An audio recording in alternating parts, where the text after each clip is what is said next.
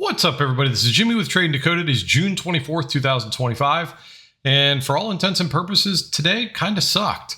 I'm aware that the market melted up today. Those are very difficult days to play, especially when you had the shenanigans that we had up until at least I got off the microphone. Made the charts very, very difficult to trust. And that's going to be the topic of this particular video, per se. I labeled it or titled it Uncertainty. And I think that we need to really focus on a time in trading. We have to realize that not every day is a day worth trading, number one. And number two, when you realize it's that type of day or you feel like it's that type of day, it's oftentimes better to just accept it before you do something silly and get yourself hurt in the markets. Now, with that said, I did take two trades today. The reason I took two is because I forced the first one. I made some money, but not enough money to be happy. And then I took the second one, which I wished I would have just waited and taken the second one as my first one, because then that would have made a lot more sense to me today. So today's video is more about holding myself accountable, admitting that I struggled today. I know we struggled as a community because we're about a 50% win rate and a 50% lose rate today. And if you did great today, I'm not categorizing this chart for everybody.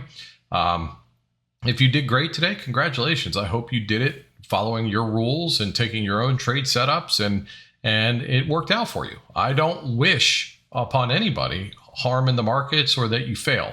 Ever. I want everybody to succeed. I just want to also say that today was not a great day as far as the charts go for me and the way that I trade, and therefore quite a few people in our community today. With that said, let's go ahead and buy my book. Bing, bing, bing. It's right there. It's a good one. And join my Discord community. Let's go ahead and take a look at the charts and see what in the hell we were looking for today. As always, we do the call put scenario. We didn't like what we were seeing leading into the open. Let's make that abundantly clear. For those of you who are in my community, you know we were talking about this. In fact, I asked you as members, are you guys really happy with what we're seeing here leading into the open? And there wasn't a single person that said yes. By the way, this should be sign number one. To be on alert. It doesn't mean that the chart can't get better. It doesn't mean that the pre-market can suck, but the rest of the day can be amazing. It doesn't mean that at all. It just means that there's a sign telling you, be a little bit more patient, be a little bit more hesitant until the chart proves that it's worthy or you're comfortable enough to put your money at risk in taking a trade. Now, leading into the open, we had a put line at 536.61 with the hope that if we can get through that, we were going to go down to at least this orange line, but preferably even 536.10. Okay, so that was the hope if we were able to get through the put line. To the call side, we put the call line quite a ways away because there was a bunch of little resistances between where we were opening or between this pre-market high line and our call line. So as you could see, it was quite choppy on our way up through there. Okay. So we wanted to wait and make the chart work to gain our trust and gain our confidence of considering buying calls once we get through all those resistances. So with that said, before the market opened, I told everybody I'll be prepared for puts. Not because of a bias, just because we're putting in lower highs leading into the open. And I won't take those puts unless ADD is printing red. Okay. I said that before the market opened, and we had an assload of people today jump into puts because we breached the line. But take a look. This thing didn't even pretend to go down at all. This candle on ADD was never once even remotely close to red. In fact, it was so green, all you saw on my chart, because it was much bigger, was a gigantic green stick on there. So that's just a lot of upward momentum. It's not something you want to aggressively take puts on. Then we started to move up, and I said, Oh, I guess I'll be switching over to calls, not jumping into calls. And we weren't having confluence. So we weren't even near the call lines. We had plenty of time to adjust. Excuse me. And it just didn't work out. So we had saw some, well, for lack of a better term, fuckery in the morning. All right. Now, here's the problem with this. And maybe this is only a me thing, but this is what happens to me. And if it happens to you, throw me a thumbs up if you don't mind. Once I see something fail to work once, twice, maybe 3 times, or I can't get a good read on the market, meaning I'm losing confidence candle by candle, that makes it very, very, very difficult for me to ignore my feelings and still trade the chart. Now, again, I do believe that emotions will always be a part of your trading. Okay? I also believe that over time, with some confidence, with some consistency, you'll be able to trade with those emotions, not making your trade decisions. Okay? So I want to be very clear on that.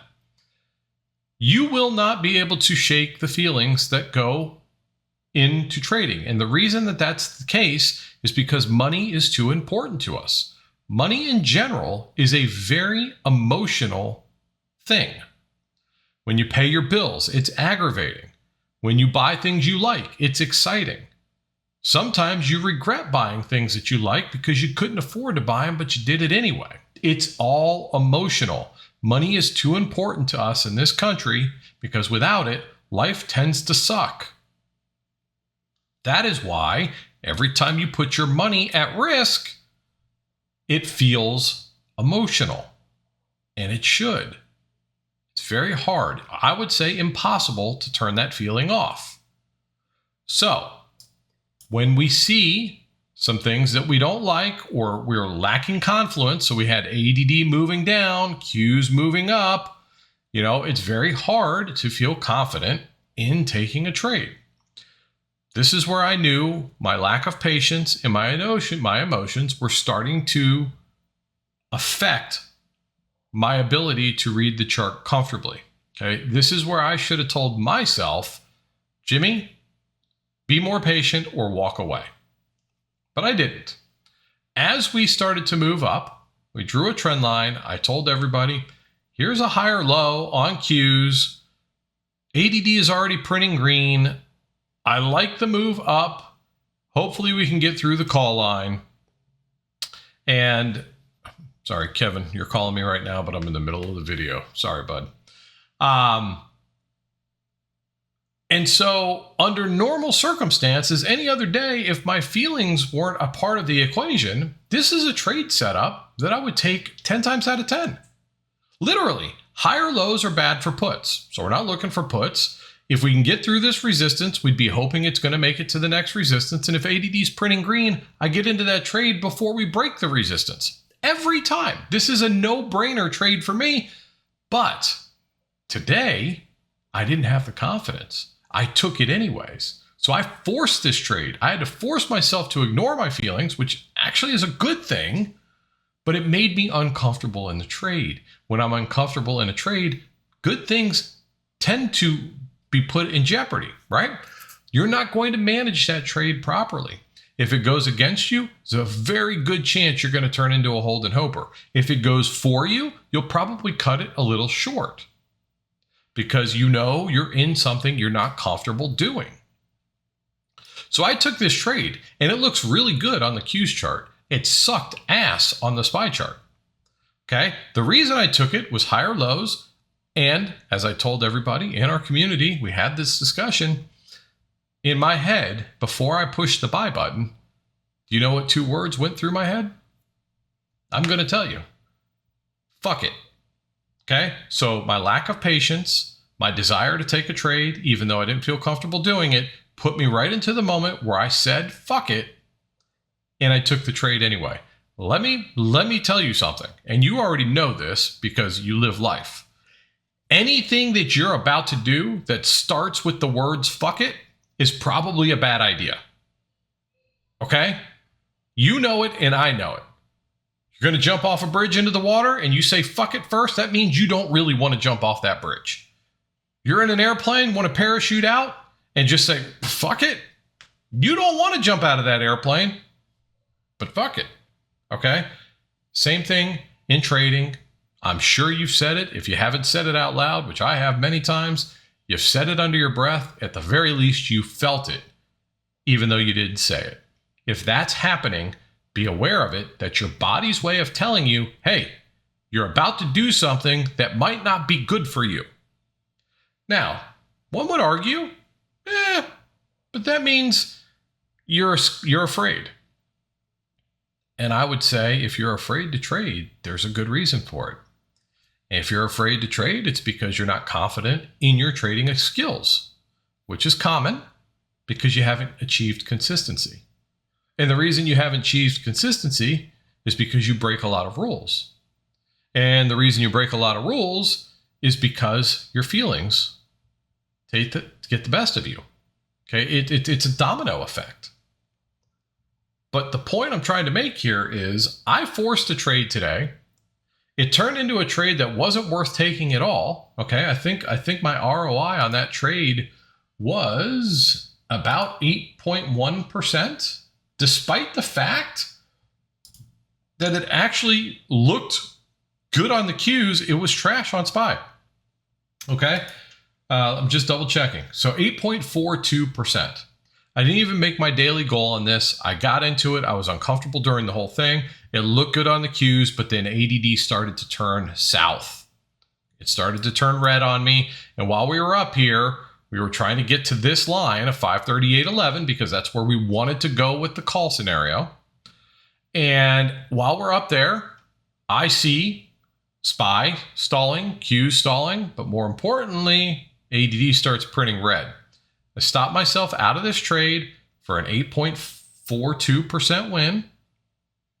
And then I see what is my favorite trade setup, which we had a long, lengthy discussion about today. So if you were in the room today, I think I broke down exactly what this setup is clearly for everybody. And if you got something out of that particular explanation, throw me a thumbs up.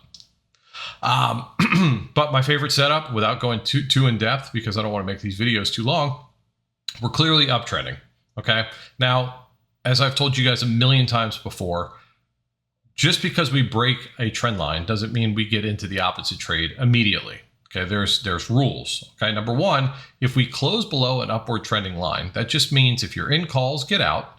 If you were looking for calls, no longer look for calls. Okay, and that's when calls come off the table, meaning we're no longer looking for calls. Doesn't mean we're jumping into puts yet, but there is a rule for what we want to see in order to jump into puts. For me, it's I want to break the trend line and I want to take out the most recent support. And as long as there's room to go down to the next support, that's the trade that I want to take. This is my favorite trade setup of all. I don't have that many setups that I look for, but this is one of, there might be 3 setups that I look for. This is my favorite one. Now, here's the beauty of this trade. The reason it works is because it makes sense to me. And when it makes sense to me, it makes me feel more comfortable. Why does it make sense? Because think about it like this. I know I apply logic to my charts, even though the market's in an illogical place. But hear me out here. If we are trending up, I know that it's happening because every time we pull back, buyers are stepping in, buying the pullback and helping it continue up, right? That's just a simple explanation for what an uptrend is, or a downtrend, it's the opposite, okay? Every time we pull back, we hope that trend line acts as support. A lot of people buy on the trend line and they hope to get the leg up. There's nothing wrong with that. I do that too. I want to buy pullbacks or higher lows, expecting it to go up. It's one of our strategies, right? It's a good one. And as long as ADD is going in our favor, that's what we want to do. But the minute we get below that trend line, everybody who's in calls will also often use that as a reason to get out of those calls, which brings selling pressure, which is momentum in the other direction, down in this case. Okay. Now this is just on the Qs when it's happening on the Qs chart.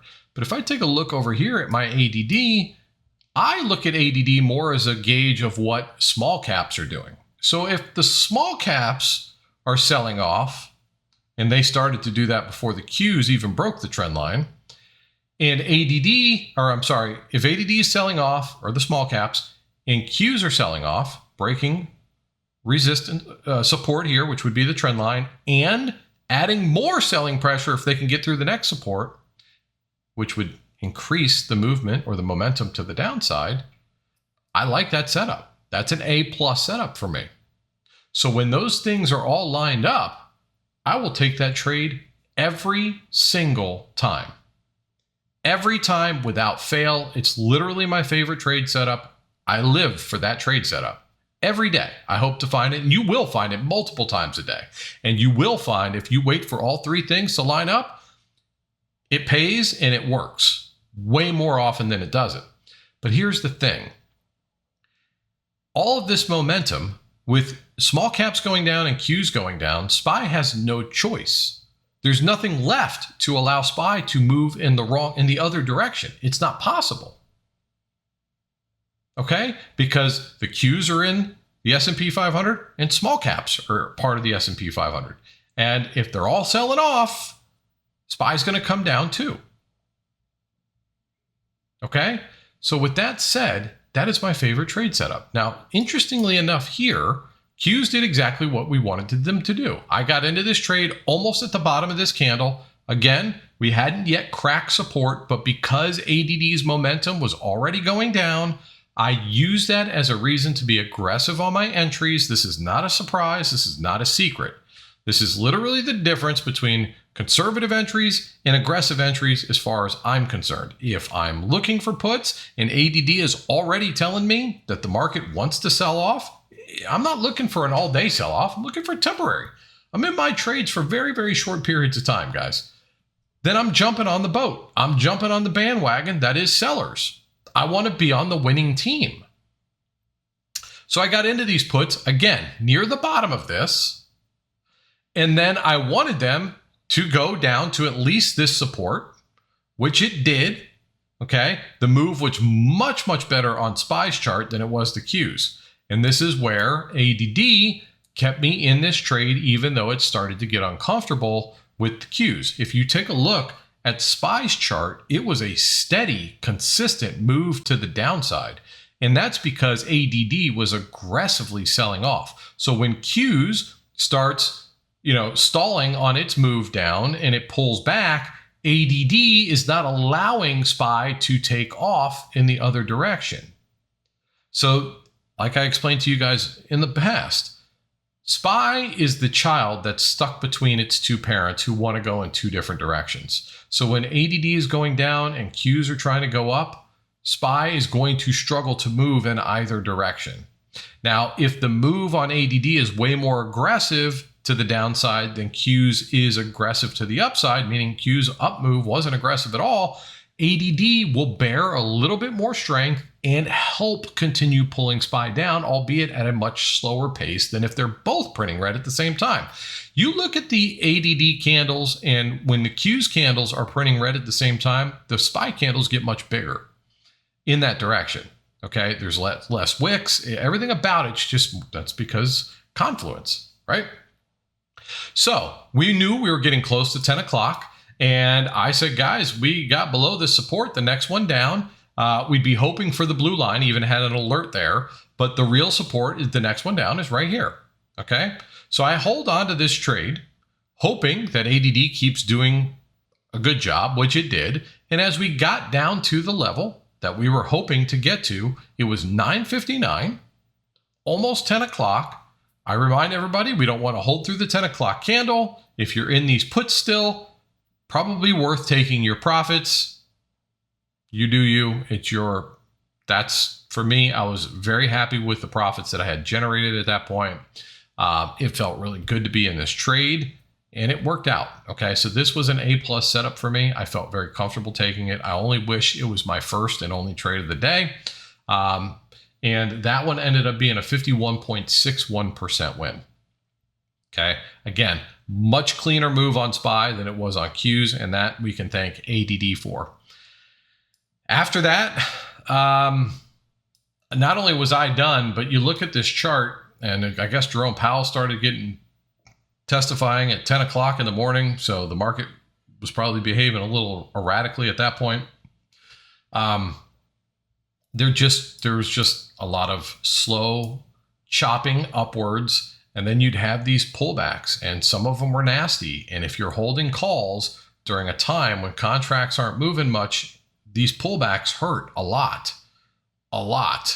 And then the later in the day you go, where these pullbacks start happening here at 12 in the afternoon, 1 in the afternoon, 2 in the afternoon, this right here, you're losing your ass.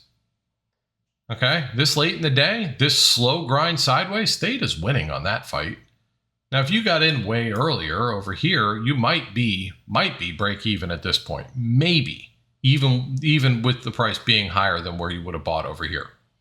Okay, but the point is, guys, and again, I can only speak for myself because, well, maybe other people are different. Oh, and I did want to show you.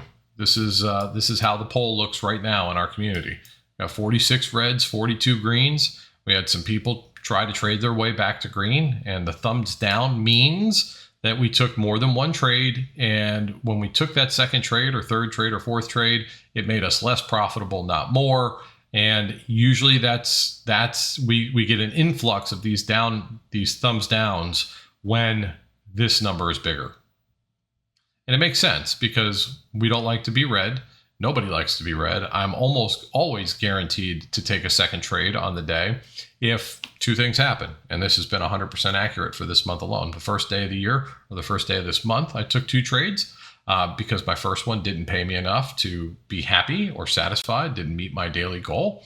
And today I took two trades. Only 2 days this month that I've took two trades. And that was because I wasn't happy with the wins from the first one. So I get it, guys, you know, the feelings, but this is what pays my bills too. So if I don't make my daily goal, now granted, I typically crush my daily goal so I can afford to walk away with a smaller amount or no trades at all, but it's still a mind thing for me. And again, I'm just trying to tell you guys that as somebody who does this every day, who feels pretty comfortable with what they're doing, the feelings still exist for me. They really do. And I know they exist for you. I just want you to be a little bit more aware of them because, as I talked about in yesterday's video, and I'm trying not to make these videos so long, although this one is going to be a little bit shorter than yesterday, but not by much, you got to be aware of them. You have to be aware of them. In this business, the market feasts on your weaknesses and your feelings. It does. And that's not the market doing it. It's us allowing the market to do it because we let it, right? We allow it. Like, we make horrible decisions when feelings are involved. And that's not just in trading. It usually happens when you're dealing with relationships or jobs or driving or whatever, you know? You know, when your favorite song comes on, for me, it's Machine Head by Bush. That song comes on, I'm driving like a maniac. That just gets me going, right? At the end of the day, trading is very similar. You take a good winning trade, your emotions are high, your adrenaline's pumping, you can't lose, and the move's still going, so you jump back in, and man, that can come quickly crashing against you, especially if you're buying at what seems to always be the worst possible case to get back in for a second trade. I just want you to be aware of these times, guys. Don't ignore them. Don't become numb to your body, your mind, whatever, telling you, hey, there's danger lurking here. Just be a little bit more careful. All right. With that said, we're going to wrap this up. I wish I had more trades to cover today. I just wasn't feeling it. A lot of people in our community weren't feeling it. As you could see, that produced a not a very good day as far as our win-loss ratio goes. And once again, if you did well today and you crushed it, I am super proud of you. I'm happy for you. I hope you live to see another day, meaning I hope you do it again tomorrow. If you had a rough day today, Learn from the mistakes, guys. There's always something to be learned on red days, blue days, green days. We never stop trying to learn. Okay. Study the charts, study what was going on. Use something like TradeZilla. It's a fantastic software. Okay. Where it allows you to put notes, mark how you were feeling. It keeps track of how many trades you take, and it'll let you know if you start to take too many trades and start to produce more losing trades because of taking too many trades. It's good about that kind of stuff. Check it out. I don't get anything for you trying it, but it's well worth it if you're really trying to figure out and keep track of what might be causing this business to be so difficult for you to conquer or master. Okay. But if you got any useful information in this video, please like, share, and subscribe. If you'd like to join our Discord community, well, I would love to have you come trade with me and buy my book. If you can't be in the community, there's all the information you need to know right here. It's very, very helpful. I teach you how to chart in that book through videos series that I made just for the people who buy the book. And we cover everything in depth that I try and cover in these videos, but just in a easier to understand, more worded, direct form in the book. Whereas in these videos, if I make them too long, you don't watch them. If I make them too short, I can't explain exactly why we do what we do. Okay. So with that said, I hope you all enjoy the rest of your day. I hope tomorrow brings a better day in the markets. Until then, I love you guys. See you.